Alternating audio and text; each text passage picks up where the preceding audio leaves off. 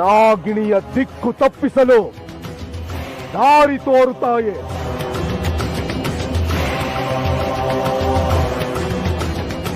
ಆವಾಹಯಾಮಿ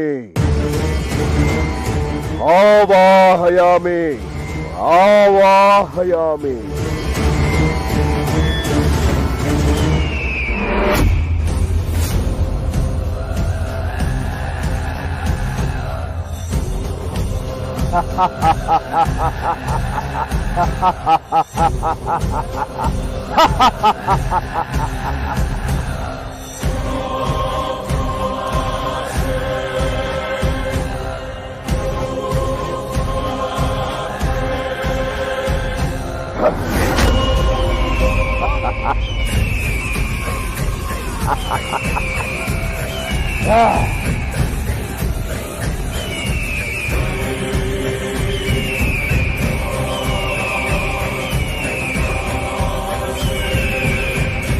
ಹೋಗಿ ಹೋಗಿ ಗರುಡಗಳೇ,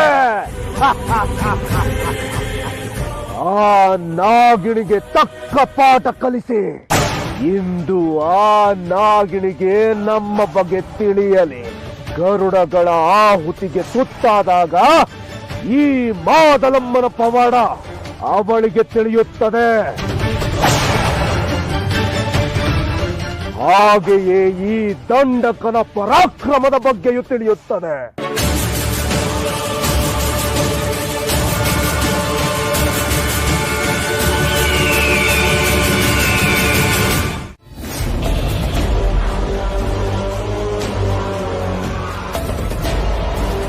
ತಾಯಿ ಮಾದಲಮ್ಮ, ಹೋದ ಗರುಡಗಳು ಸೋತಿದ್ದಾದರೂ ಯಾಕೆ?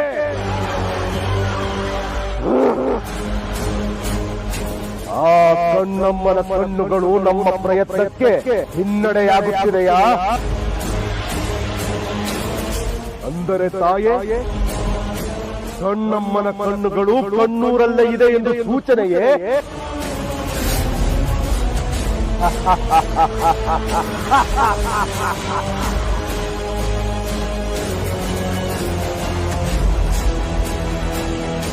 ಕಣ್ಣಮ್ಮನ ಕಣ್ಣು ಕಣ್ಣೂರಲ್ಲೇ ಇರುವುದೇ?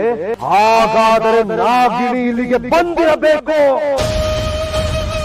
ಈ ಸತ್ಯ ತಿಳಿಯುವುದಕ್ಕೆ ಇಷ್ಟೊಂದು ತಡವಾಯಿತು ತಾಯೇ? ಕಣ್ಣಮ್ಮನ ಕಣ್ಣು ಸಿಗುವುದೇ ಆದರೆ ಮುಂದಿನ ಪೂಜೆಗೆ ಆ ಕಣ್ಣು ನಿನ್ನ ಪಾದಕ್ಕೆ ತಂದಿಡುತ್ತೇನೆ ತಾಯೇ.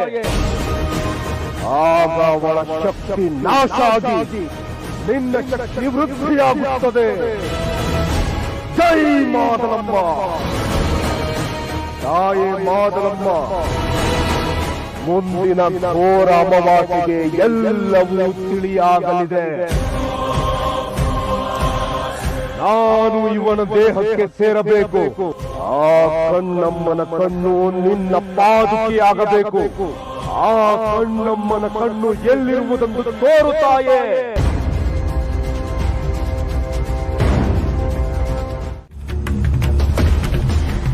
ತಾಯಿ ದೀಪೇಶ್ವರಿ, ಗರುಡಗಳಿಂದ ಶಿವಾನಿಗೆ ಗಾಯಗಳಾಗಿದೆ. ನನಗೆ ಗೊತ್ತಿರೋ ಔಷಧದಿಂದ ರಕ್ತಸ್ರಾವ ನಿಲ್ತಾ ಇಲ್ಲ. ಹೀಗೆ ರಕ್ತಸ್ರಾವ ಮುಂದುವರೆದ್ರೆ ಅವಳ ಪ್ರಾಣ ಜೊತೆ ಆರ್ ಹೋಗುತ್ತೆ. ತಾಯಿ ದೀಪೇಶ್ವರಿ, ಅವಳ ಗಾಯಕ್ಕೆ ಏನ್ ಔಷಧ ಅಂತ ಹೇಳು ತಾಯಿ. ಗರುಡ ಚಂದನದ ಬೇರಿಗೆ ನಾಗಚಂದ್ರಿಕೆ ಎಲೆಯ ರಸ ಬೆರೆಸಿ ಗಾಯದ ಮೇಲೆ ಹಚ್ಚು, ಎಲ್ಲವೂ ಸರಿ ಹೋಗಲಿದೆ. ಗರುಡ ಚಂದನ, ನಾಗಚಂದ್ರಿಕೆ ಇವೆರಡು ನಾಗಗಳಿಗೆ ಬಳಸುವಂತ ಮೂಲಿಕೆ ಅಲ್ವಾ ತಾಯಿ? ಶಿವಾನಿಗಾಗಿರೋ ಗಾಯಕ್ಕೆ ಇದನ್ನ ಬಳಸು ಅಂತ ನೀನ್ ಹೇಳ್ತಾ ಇದೀಯ ತಾಯಿ. ಹಾಗಿದ್ರೆ ಏನರ್ಥ? ಹಾಗಾದ್ರೆ ಶಿವಾನಿ ನಾಗಿಣಿನಾ?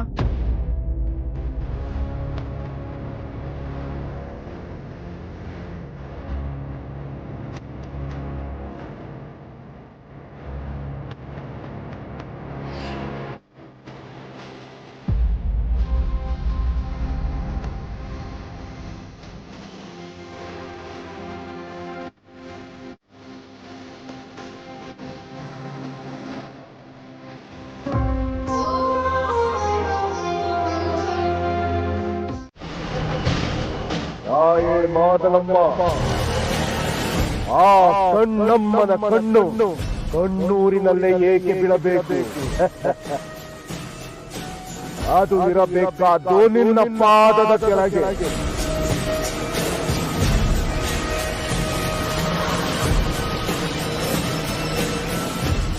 ಓಂ ಮಾದಲಮ್ಮಾಯ ನಮಃ, ಓಂ ಮಾದಲಮ್ಮಾಯ ನಮಃ.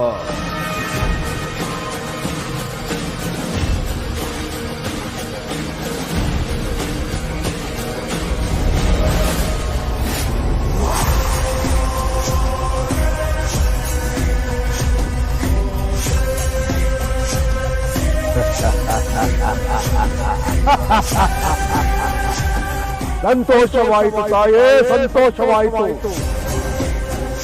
ಆ ಕಣ್ಣಮ್ಮನ ಕಣ್ಣಿರುವ ಸ್ಥಳವನ್ನು ತೋರಿಸಿದ್ದಕ್ಕೆ ನನಗೆ ಸಂತಸವಾಗುತ್ತದೆ.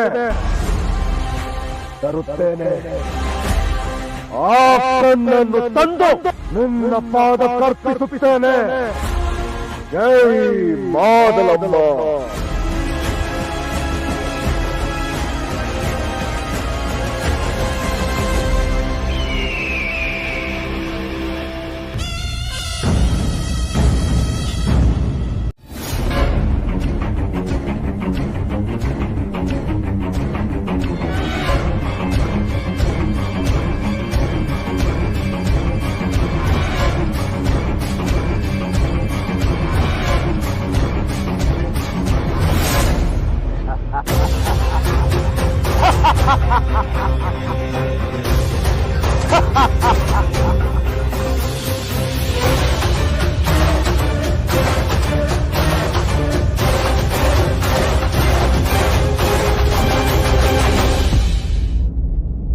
ಮಾದಲಮ್ಮ, ನಿನ್ನ ಪಾದಕ್ಕೆ ಪಾದುಕೆಯಾಗಬೇಕಾಗಿರುವ ಕಣ್ಣಮ್ಮನ ಕಣ್ಣು ಬಿದ್ದು ಹೊಳೆಯುತ್ತಿರುವುದನ್ನು ನೋಡು. ಇದನ್ನು ನಿನ್ನ ಪಾದಕ್ಕೆ ಅರ್ಪಿಸುವುದು ನನ್ನ ಗುರಿ ತಾಯೇ, ಗುರಿ. ಮಾದಲಮ್ಮ, ಇಂದು ನಿನ್ನ ಶಾಪ ವಿಮೋಚನೆಯಾಗುವ ದಿನ.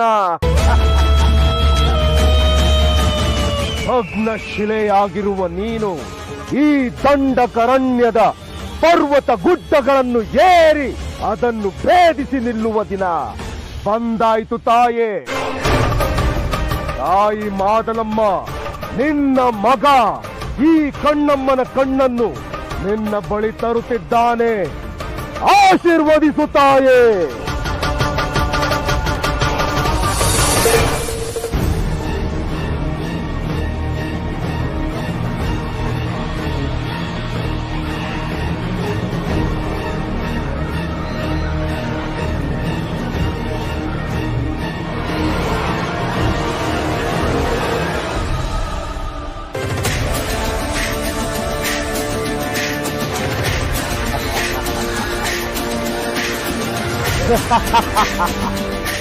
ಇದೆ ಈ ಕಣ್ಣಮ್ಮನ ಕಣ್ಣಿಗಾಗಿಯೇ ನಾನು ಹೋರಾಡಿದ್ದು.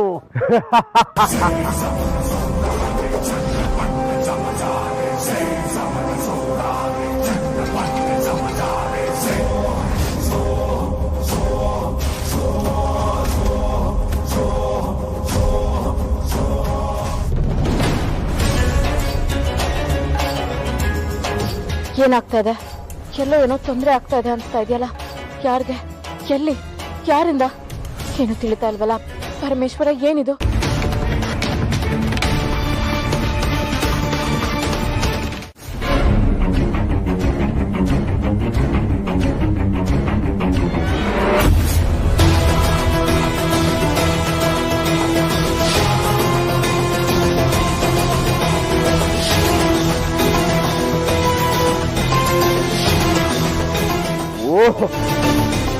ಇಷ್ಟೊಂದು ಶಕ್ತಿಯೇ ಇರಲೇಬೇಕು. ಮಾದಲಮ್ಮನ ಪಾದಕ್ಕೆ ಪಾದುಕೆಯಾಗಿರಬೇಕಾಗಿರುವ ಈ ಕಣ್ಣಿಗೆ ಇಷ್ಟು ಶಕ್ತಿ ಇರಲೇಬೇಕಲ್ಲ. ತಾಯಿ ಮಾದಲಮ್ಮ, ನಿನ್ನನ್ನು ಭಗ್ನ ಮೂರ್ತಿಯಾಗಿಸಿದ ಕಣ್ಣು ಇಲ್ಲಿದೆ. ನನಗಿದು ಬೇಕು. ನಿನ್ನ ಪಾದುಕೆಯಾಗಿಸಲು ನನಗೆ ಆಶೀರ್ವದಿಸುತ್ತಾಯೇ.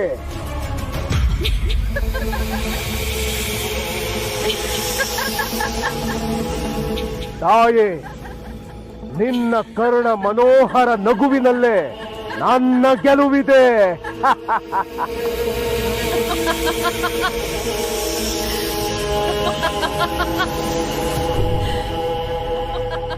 ಓಂ ಮಾದಲಮ್ಮಾಯ ನಮಃ, ಓಂ ಮಾದಲಮ್ಮಾಯ ನಮಃ, ಓಂ ಮಾದಲಮ್ಮಾಯ ನಮಃ.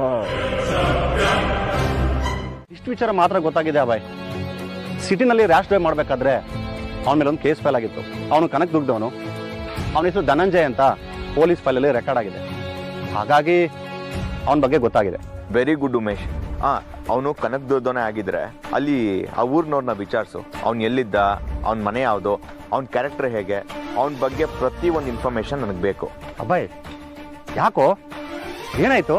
ಯಾವ್ದಾದ್ರು ಇಂಪಾರ್ಟೆಂಟ್ ಕೇಸಿಂದ ಇದೆಯಾ? ಅಲ್ವೋ, ನಾನು ನಿನ್ನ ಮೀಟ್ ಮಾಡಿ ತುಂಬಾ ದಿನ ಆಯ್ತಲ್ವಾ? ಈಗ ಇದ್ದಕ್ಕಿದ್ದಾಗೆ ಕಾಲ್ ಮಾಡಿ ಇಂಥದ್ದೊಂದು ವಿಚಾರದ ಬಗ್ಗೆ ಹೇಳ್ತಿದೆ ಅಂತಂದ್ರೆ ಏನಾದರೂ... ಉಮೇಶ್, ನಿನ್ನ ಎಲ್ಲ ಪ್ರಶ್ನೆಗಳಿಗೂ ಉತ್ತರ ಆಮೇಲೆ ಕೊಡ್ತೀನಿ. ಪ್ಲೀಸ್ ಇವಾಗೇನು ಕೇಳಬೇಡ. Okay okay, no problem. ಈಗಿಂದನೇ ಕೆಲಸ ಶುರು ಮಾಡ್ತೀನಿ. ಇನ್ನೊಂದು ಸ್ವಲ್ಪ ಹೊತ್ತಲ್ಲಿ ಕಾಲ್ ಮಾಡ್ತೀನಿ. ಓಕೆನಾ? Thank you Umesh. ಓಕೆ.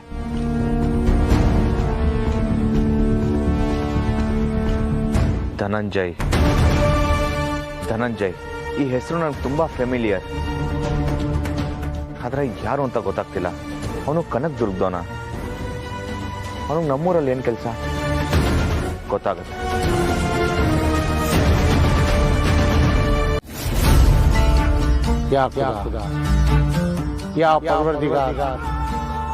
ನನ್ನ ಬದುಕಿನ ಕಿತಾಬಲ್ಲಿ ನಾನು ಏನು ತಾನೇ ಬರೆಯಕ್ಕೆ ಸಾಧ್ಯ? ಎಲ್ಲ ನೀನು ಬರ್ದಂಗೆ ನಾನು ನಡೀತಿದ್ದೀನಿ ಜನ್ನತ್ ಕಡೆ ಬರೋದಕ್ಕೆ. ನೀನು ನನಗೆ ಒಂದು ದಾರಿನ ತೋರಿಸ್ತಾ ಇದ್ದೀಯ. ಆ ದಾರಿಲಿ ಬರೋದು ನನ್ನ ಫರ್ಜ್ ಅಷ್ಟೇ. ಉಸ್ತಾದ್, ಏನ್ ಹೇಳ್ತಿದ್ದೀರಾ?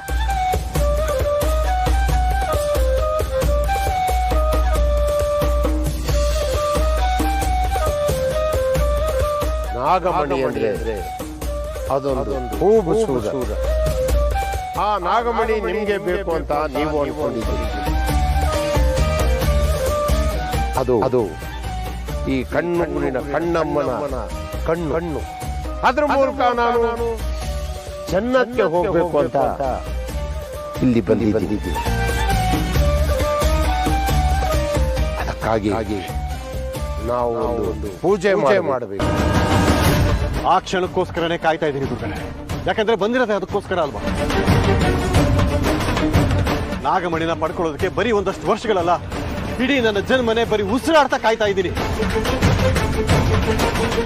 ನಾಗಮಣಿನ ಪಡ್ಕೋಬೇಕು, ಆಮೇಲೆ ನಾಗಿಣಿಯನ್ನ ಸಾಯಿಸ್ಬೇಕು, ಕೊನೆಯದಾಗಿ ನಾನು ನನ್ನ ರೂಪನ ಪಡ್ಕೊಂಡು ಅಮರತ್ವನ ಪಡ್ಕೋಬೇಕು. ಹೋದ ಜನ್ಮದಲ್ಲಿ ನಾನು ಸತ್ತೋಗಿದ್ದು ಆ ಶಕ್ತಿನ ಪಡಿಬೇಕು ಅನ್ನೋ ಹೋರಾಟದಲ್ಲಿ. ಈ ಜನ್ಮದಲ್ಲಿ ಹೋರಾಡ್ತಿರೋದು ಆ ಶಕ್ತಿಗೋಸ್ಕರನೇ. ಅರೆ ಕಾಮೋಶ್! ಏ ಸದಸ್ಯ ದಿಗ್ವಿಜಯ್, ಯಾಕೆ ನೀವಿಬ್ರು ಜಗಳಾಗೆ ಮಾಡ್ತಾ ಇರ್ತೀರಾ? ಅದು ಏನು ಮಿತಾಯಿ ಐತೆ? ಅದು ಒಂದು ದೊಡ್ಡ ಶಕ್ತಿ, ಕೇಳಿದ್ದನ್ನೆಲ್ಲ ಕೊಡೋ ಮಹಾಶಕ್ತಿ. ಆ ನಾಗಮಣಿಗೆ ಬಹುತ್ ಶಕ್ತಿ ಹೈ. ನೀವು ಆಪಸ್ ಮೇ ಲಡಾಯಿ ಬರೋದನ್ನ ಬಂದ್ ಮಾಡಿ.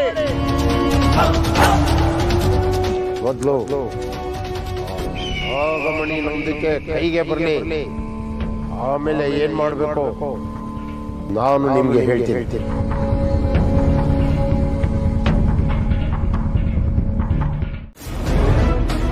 ನಿನ್ನನ್ನು ಮಾದಲಮ್ಮನ ಪಾದಕ್ಕೆ ನೂಕಿ ಅವಳಿಗೆ ಶರಣಾಗದಂತೆ ಮಾಡದಿದ್ದರೆ ನಾನು ದಂಡಕನೇ ಅಲ್ಲ. ಈಗ ನೀನು ಗೆದ್ದೆ ಎಂದು ಬೀಗ ಬೇಡ. ನಿನ್ನ ಸಾವು ನನ್ನಿಂದ.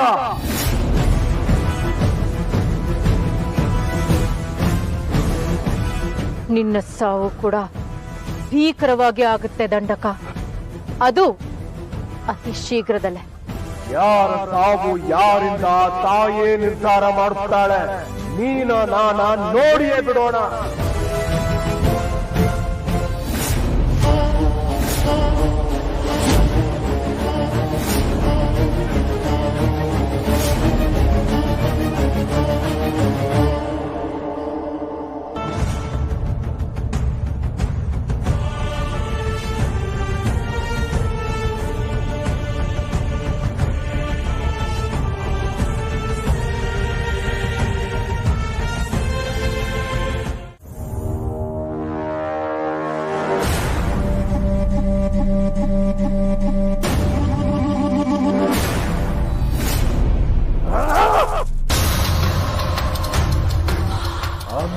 ರಾಮನು ಬಂದಾಗ ನಾಗಲೋಕದಲ್ಲಿ ನೀನು ಸಿಲುಕಿಕೊಳ್ಳುವೆ ಎಂದು ಹೇಳಿದ್ದೆ. ಆದರೂ ಇಂದು ನನಗೆ ಸೋಲಾಗಿದೆ. ಯಾಕೆ ತಾಯೇ? ನಾಳೆ ಘೋರ ಅಮಾವಾಸ್ಯೆ ನನ್ನ ಶಿರವನ್ನು ಕಡಿದು ನಿನ್ನ ಪಾದಕ್ಕೆ ಇಡುವ ದಿನ. ನಾನು ಇವನ ದೇಹಕ್ಕೆ ಸೇರುವ ದಿನ. ಆ ಕಣ್ಣಮ್ಮನ ಕಣ್ಣನ್ನು ನಿನ್ನ ಪಾದಕ್ಕೆ ತಂದಿಡುವ ದಿನ. ಈ ಕ್ಷಣದಲ್ಲಿ ನಾನು ಸೋತರೆ ಎಲ್ಲವೂ ವಿಫಲವಾಗುವುದು ತಾಯೇ. ನನ್ನ ಸೋಲಿಗೆ ಕಾರಣವೇನೆಂದು ಹೇಳು.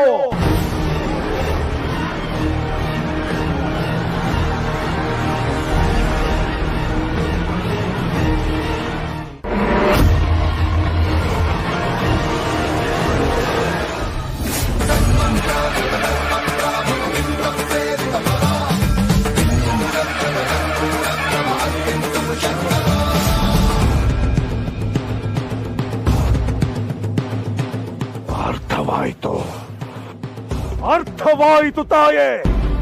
ನನ್ನ ಸೋಲಿಗೆ ಕಾರಣವು ಅರ್ಥವಾಯಿತು.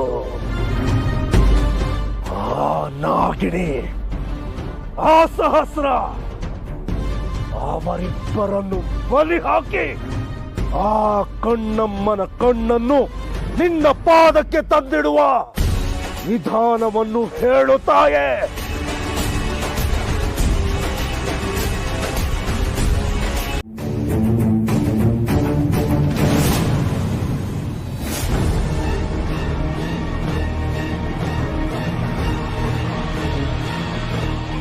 ತಾಯಿ ಮಾದನಮ್ಮ,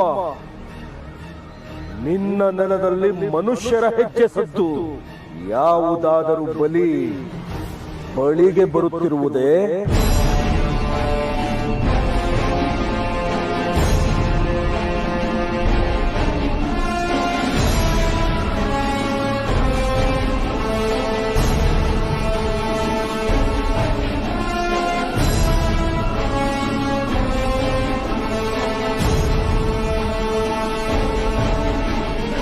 ಇವನಿಗೆ ಇಷ್ಟೆಲ್ಲ ವಾರ್ನಿಂಗ್ ಕೊಟ್ಟ ಮೇಲೂ ಇಲ್ಲೇ ಇದ್ದಾನ. ನನಗೆ ಯಾಕೋ ಇವನಿಗೂ ಶಿವಾನಿ ಗಂಡ ಮಿಸ್ ಆಗಿರೋದಕ್ಕೂ ಲಿಂಕ್ ಇದೆ ಅಂತ ಅನಿಸ್ತಿದೆ.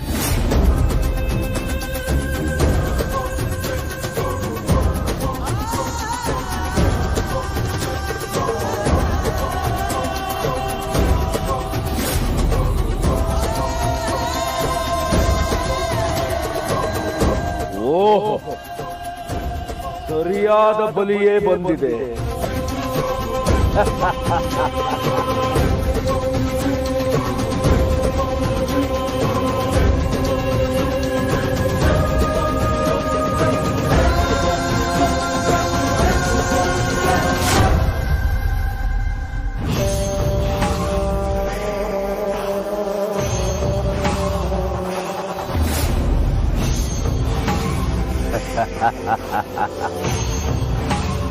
ಬಂದೆಯಾ?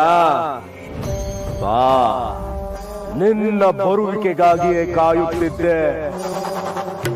ಅಂದು ನೀನು ನನ್ನ ಬಳಿ ಬಂದಾಗ ನನ್ನನ್ನು ಬಂಧಿಸುತ್ತೇನೆ ಎಂದು ಹೇಳಿದ್ದೆ. ಆಗ ನಾನು ಬಂಧನಕ್ಕೆ ಒಳಗಾಗುವುದು ನಾನಲ್ಲ, ನೀನು ಎಂದು ಹೇಳಿದ್ದೆ. ಅದು ಹಾಗೆಯೇ ಹೋಯಿತಲ್ಲ. ಈಗಲಾದರೂ ತಿಳಿಯಿತಕ್ಕಂದ ನನ್ನ ಬಗ್ಗೆ. ನಿನ್ನ ಮಾತು ಕೇಳಿ ನಗ್ಬೇಕೋ ಅಳ್ಬೇಕೋ ಗೊತ್ತಾಗ್ತಿಲ್ಲ ನನಗೆ.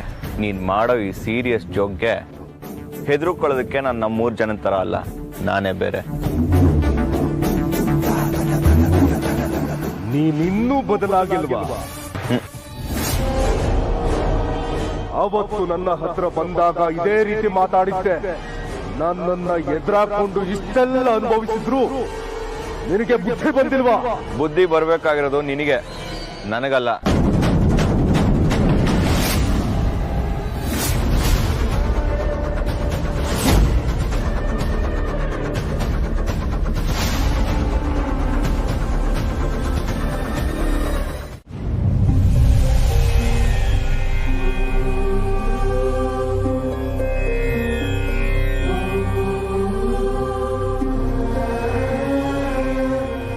ಜ್ಯೋತಿ ಮಾತಾ, ನೀನ್ ನನ್ನ ತಾಯಿ ಮಾತ್ರ ಅಲ್ಲ, ನನ್ನ ಸರ್ವಸ್ವ.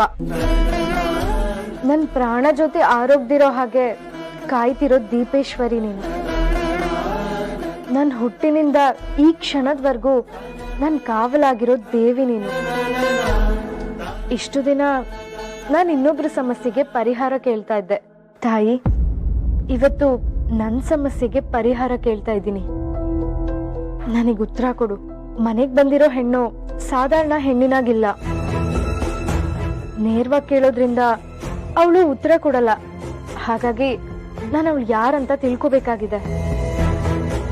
ಅವಳಿಂದ ಕಣ್ಣೂರಿಗೆ ಏನಾದ್ರೂ ತೊಂದರೆ ಆಗುತ್ತಾ ಅಂತ ತಿಳ್ಕೋಬೇಕಾಗಿದೆ. ಹೇಳು ಜ್ಯೋತಿ ಮಾತಾ. ಅವಳು ತಿಳಿಯಬೇಕಾದ ವ್ಯಕ್ತಿತ್ವ ಅಲ್ಲ, ಎಲ್ಲವನ್ನೂ ತಿಳಿಯಾಗಿಸಬೇಕಾದ ವ್ಯಕ್ತಿತ್ವ. ಕಣ್ಣೂರಿನ ಇಂದಿನ ಸಮಸ್ಯೆಗೆ ಮೂಲವಾದವಳು. ಇಲ್ಲಿನ ಕತ್ತಲಿಗೆ ಬೆಂಕಿ ಇಡಬಂದವಳು. ಆ ಅಗ್ನಿಗೆ ಎಲ್ಲವೂ ಆಹುತಿಯಾಗಲಿದೆ. ಆ ಅಗ್ನಿಯ ಬೆಳಕಲ್ಲಿ ಎಲ್ಲವೂ ನಿನಗೆ ಅರಿವಾಗಲಿದೆ.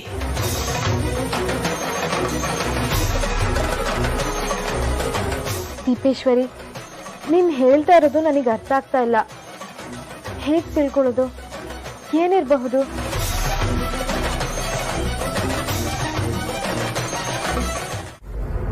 ಏನಮ್ಮ ಇದು?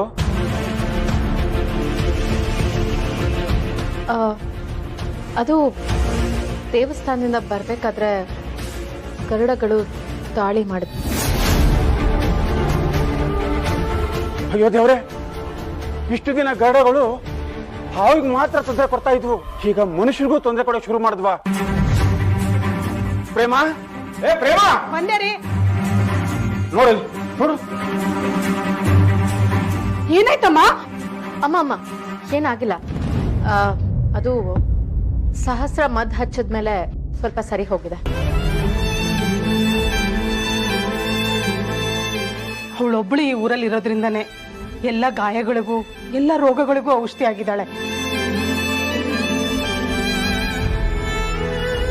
ಅಲ್ಲ, ನಾನು ಒಂದು ದಿನದಿಂದನೂ ಕೇಳೋಣ ಅನ್ಕೋತಿದ್ದೆ. ಸಹಸ್ರ ಅವ್ರ ಅಪ್ಪ ಅಮ್ಮ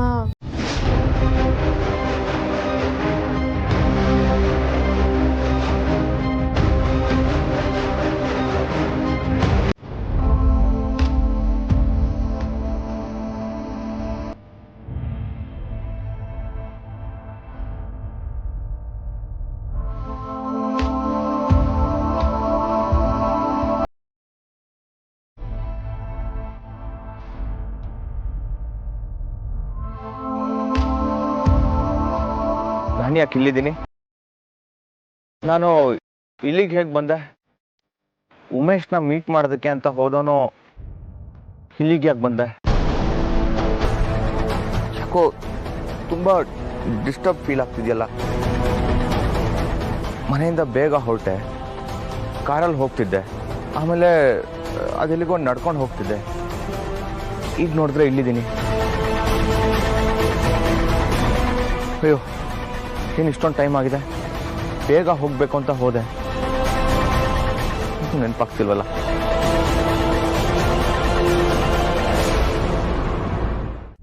ಭೋಲೆನಾಥ, ಶಿವಾನಿಯನ್ನ ಸಾಯಿಸಿ ನಾಗಮಣಿಯನ್ನು ಪಡೆಯಲು ಶತಶೃಂಗ ಧನಂಜಯ ಒಂದು ಕಡೆ ಆದರೆ, ಕಣ್ಣೂರಿನ ಕಣ್ಣಮ್ಮನ ಕಣ್ಣನ್ನ ಪಡೆಯಲು ಆ ಊರಿನ ಹೆಣ್ಣು ಮಗಳು ಸಹಸ್ರೇ ಮತ್ತು ಆ ಊರಿನ ಜನರು ಮತ್ತೊಂದು ಕಡೆ. ಮಾದಾಲಮ್ಮನ ಪಾದಕ್ಕೆ ಹೇಗಾದರೂ ಮಾಡಿ ಕಣ್ಣನ್ನು ಅರ್ಪಿಸುತ್ತೇನೆ ಎಂದು ಪಣ ತೊಟ್ಟು ನಿಂತಿರುವ ಆ ದುಷ್ಟ ಮಾಂತ್ರಿಕ ದಂಡಕ ಮತ್ತೊಂದು ಕಡೆ.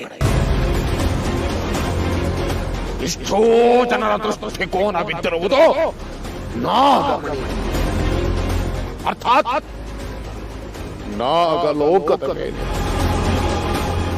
ಅಂದರೆ ಇದು ಇದು ನಾಗಲೋಕದ ಅಳಿವು ಉಳಿವಿನ ಪ್ರಶ್ನೆ ಮಹಾದೇವ.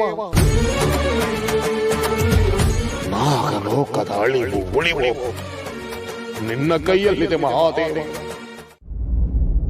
ಗರುಡುಗಳು ದಾಳಿ ಮಾಡೋದು ನಾಗಗಳ ಮೇಲೆ ಅಷ್ಟೇ ಅಲ್ಲ, ಗಾಯಕ ಔಷಧಿ ಕೂಡ ನಾಗಗಳಿಗೆ ಬಳಸೋದೇ ಇತ್ತು.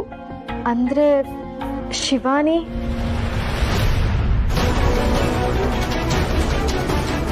ತಾಯಿ ದೀಪೇಶ್ವರಿ ಅವಳು ಬಂದ ದಿನನೇ ದಂಡಕನ ವಿರುದ್ಧ ಹೋರಾಡಕ್ ನಿಂತವಳು ಅಂದ್ರೆ ಅವಳು ಸಾಧಾರಣ ಹೆಣ್ಣಲ್ಲ ಅಂತ ನನಗೆ ಅನುಮಾನ ಬಂದಿತ್ತು. ಅವಳು ಹೆಣ್ಣಲ್ಲ, ಹೆಣ್ಣಾಗರ. ಅವಳಿಂದ ಊರ ಜನಕ್ಕೆ ಒಳ್ಳೆಯದಲ್ಲ, ಬರೀ ತೊಂದರೆಯೇ ಆಗುತ್ತದೆ. ಮೊದಲು ಅವಳ ಬಂಧನವಾಗಬೇಕು. ಇಲ್ಲ, ಏನಾದ್ರೂ ವ್ಯವಸ್ಥೆ ಮಾಡಲೇಬೇಕು. ಅವಳು ನನ್ನ ಅಬ್ಬಾಯಿನ ಕರ್ಕೊಂಡು ಬಂದವಳು ಅಂದ್ರೆ ಇಷ್ಟು ದಿನ ನನ್ನ ಅಬ್ಬಾಯಿನ ಅವಳೇ ಬಂಧನದಲ್ಲಿಟ್ಟಿದ್ದ.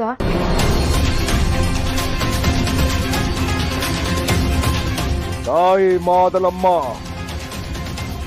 ನಿನ್ನನ್ನು ಬಂಧಿಸಿಟ್ಟ ಆ ಕಣ್ಣಮ್ಮನಿಗೆ ಕಾವಲಾಗಿರುವ ನಾಗಿಣಿಯನ್ನು ನಾನು ಸುಮ್ಮನೆ ಬಿಡುವುದಿಲ್ಲ, ಸುಮ್ಮನೆ ಬಿಡುವುದಿಲ್ಲ.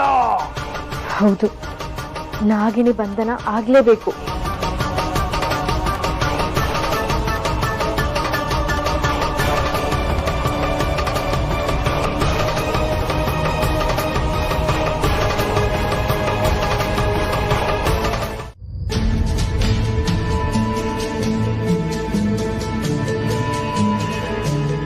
ಯಾರಿವ್ಳು?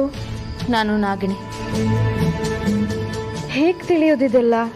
ಅವಳನ್ನೇ ಕೇಳಿದ್ರೆ ನನಗೆ ಅಪಾಯ ಇದೆ, ಕಣ್ಣೂರ್ಗೆ ದೊಡ್ಡ ಅಪಾಯ ಇದೆ. ಕಾಪಾಡೋಕ್ ಬಂದವಳು ಅಂತ ಗೊತ್ತಾಗದೆ ಇರುವಾಗ ಅವಳ ಬಗ್ಗೆ ಸುಮ್ಮನಿದ್ರೆ ಮೌನ ಎಲ್ಲವನ್ನ ನಾಶ ಮಾಡ್ಬಿಡತ್ತೆ. ನಾಶ ಆಗುತ್ತೆ, ನಾಗ ಸಂಕುಲನೇ ನಾಶ ಆಗುತ್ತೆ. ನಾಗಲೋಕದ ಅಂತ್ಯ ಆದರೆ ದುಷ್ಟಕೂಟಗಳು ವಿಜೃಂಭಿಸುತ್ತೆ. ಅದಕ್ಕೆ ಅವಕಾಶ ಕೊಡಬಾರ್ದು ಅಂದರೆ ಸಹಸ್ರ ಹತ್ರ ಎಲ್ಲ ಸತ್ಯ ಹೇಳ್ಬಿಡೋದೇ ಒಳ್ಳೇದು.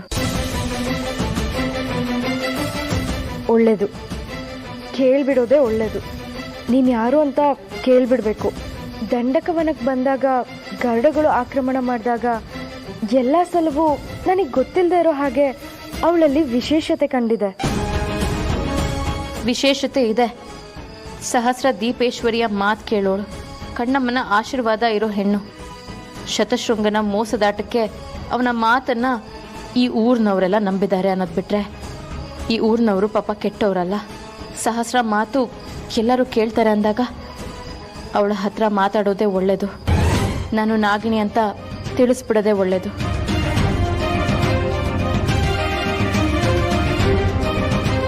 ಎಲ್ಲ ತಿಳಿಯಾಗಿಸೋಕ್ ಬಂದವಳು ಅಂತ ದೀಪೇಶ್ವರಿ ಹೇಳಿದ್ಲು. ನೋಡೋಣ, ಸೂಕ್ಷ್ಮವಾಗಿ ವಿಚಾರಿಸಿ ತಿಳಿಯೋಣ.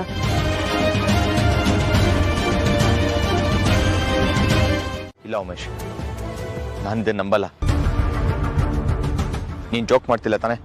ಜೋಕ್ ಮಾಡ್ತಿರೋದು ನಾನಲ್ಲ, ನೀನು. ನಾನು ಯಾವುದೇ ಎವಿಡೆನ್ಸ್ ಇಲ್ಲದೆ ಏನು ಮಾತಾಡಲ್ಲ ಅಂತ ನಿನಗೆ ಚೆನ್ನಾಗಿ ಗೊತ್ತು. ಅಷ್ಟೇ ಅಲ್ಲ, ಈ ವಿಷಯ ಕೇಳಿದಾಗ ನನಗೂ ನಿನ್ನಷ್ಟೇ ಶಾಕ್ ಆಯಿತು. ಆದರೆ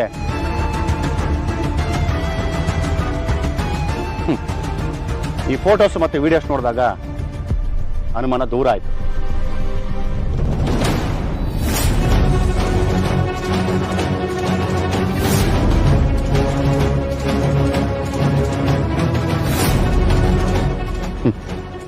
ಇದಕ್ಕೇನು ಹೇಳ್ತೀಯಾ? ಇವನೇ ತಾನೇ ಧನಂಜಯ್?